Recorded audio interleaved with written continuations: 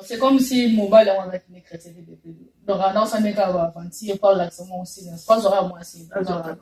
Il y a beaucoup de cas comme ça. C'est là que la jeune fille devait attirer l'attention d'abord pour savoir dans quoi elle s'engageait.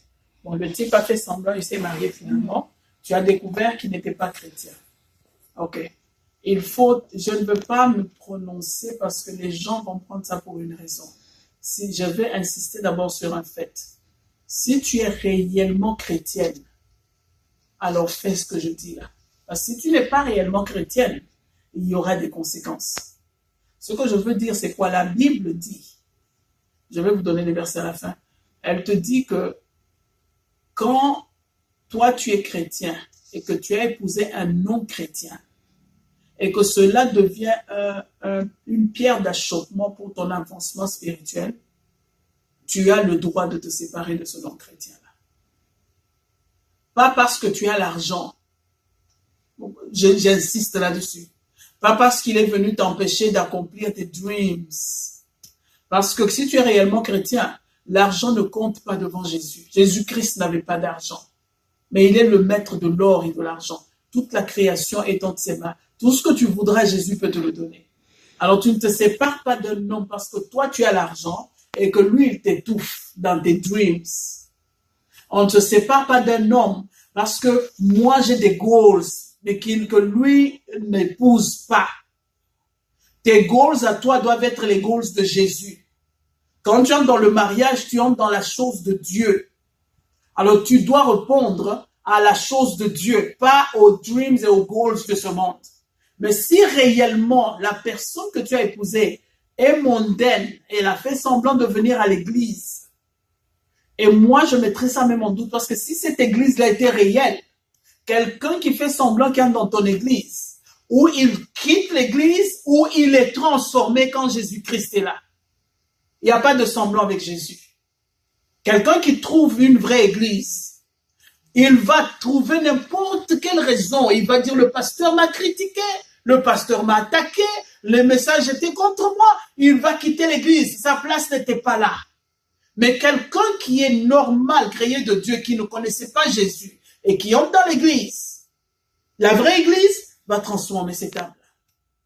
Il était peut-être venu pour des filles, mais à la fin, le message va le toucher, il va changer sa façon de voir les choses, et il va rester dans l'église.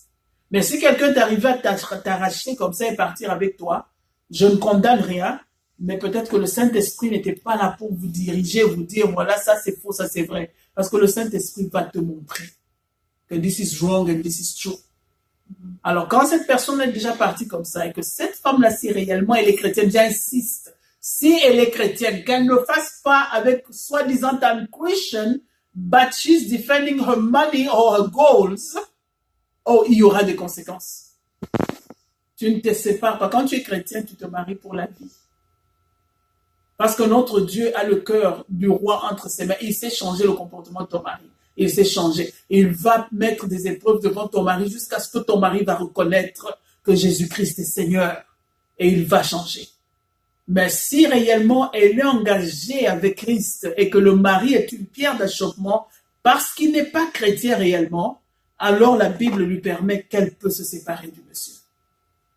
Amen. Gloire à Jésus. Ma dernière question, je vais demander ça en anglais parce qu'il y a une amie qui m'avait actually demandé ça pour te demander pour elle. Amen. A friend asked me if, as a question, if you're married, do you think couples should do 50-50 with the bills?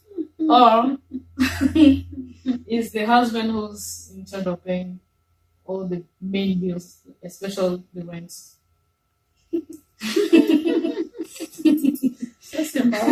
So if you can answer that in English so she can see it, that would be great. Okay. Yeah. Okay, for 50-50, from my views as a servant of God, there is no 50-50. That's what I can say it up front. There is no 50-50.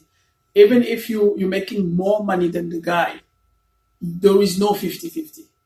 If you go in the marriage means you becoming one. How can one have 50-50?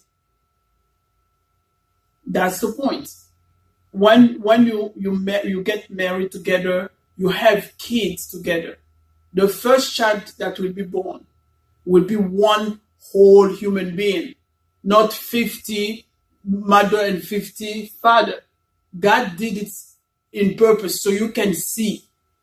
God is showing that you will be one in sex and something will come from there, one whole body, not half for daddy and half for mommy. So that's God's laws. You have to follow that. I'm sorry. I know there are crazy people out there. He will come to your life and then spend your money, play with your dreams. I am so sorry. The time for you to think it's when you were fiancé. When you are married already, it's too late to think. You have to just obey and God will take care of it. So what should you do with